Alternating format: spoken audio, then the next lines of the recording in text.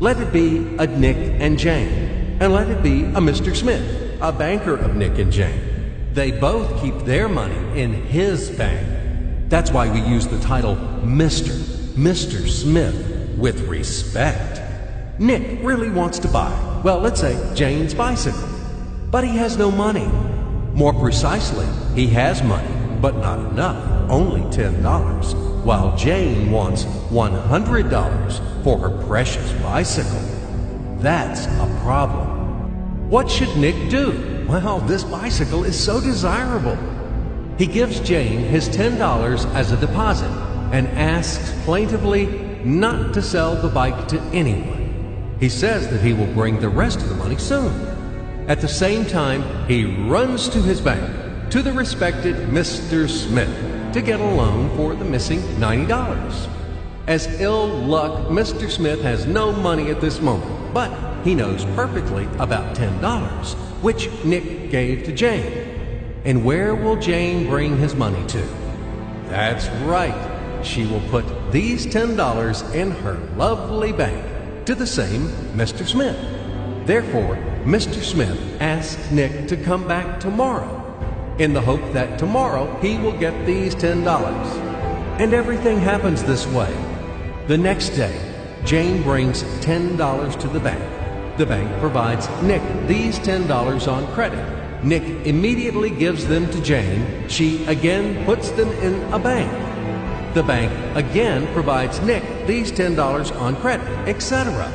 As long as Nick the fool will gather enough money for the bicycle. Don't you get confused yet? Be patient, I told you. These demons have been trying to confuse you during 1,000 years. These damn economists and financiers.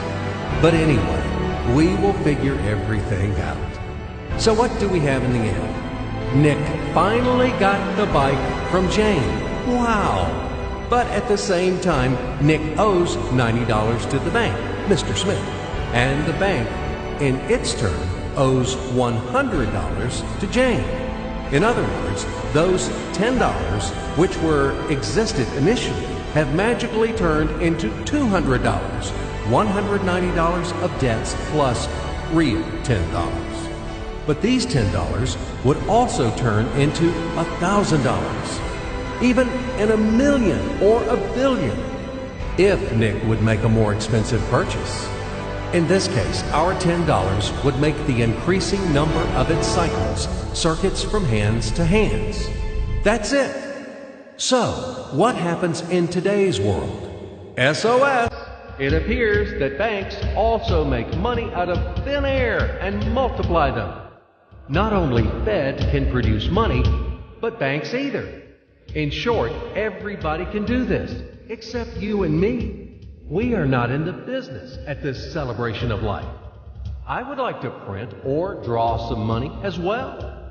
In fact, these banks multiply money without any control. And we're still wondering why the banker lives better. What are naive fools are we? Now it is clear why. The one who produces the money, of course, lives better. But this is not enough. From this moment, poor Nick will never be able to repay his debts owed to the bank, no matter how hard he would work. Silly Nick doesn't know it yet, that he's in slavery to the bank, in credit bondage forever, because those $90 which he owes to Mr. Smith do not exist in nature at all. Sly Mr. Smith made his money out of nothing. He created them out of thin air, just one click. And $10 turned into $200. Yes, but you can object